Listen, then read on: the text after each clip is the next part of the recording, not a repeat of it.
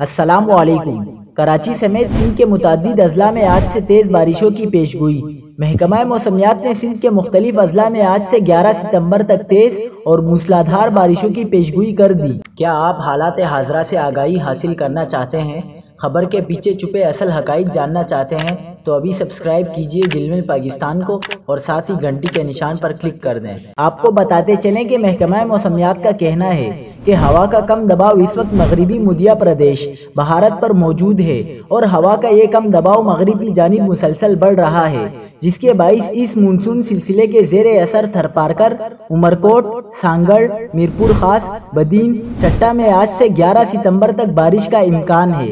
محکمہ موسمیات نے بتایا کہ حیدرآباد، شہید بے نظیر آباد، جامشورو اور کراچی میں آج رات سے بارش اور گرج چمک کے ساتھ تیز ہوائوں کا امکان ہے۔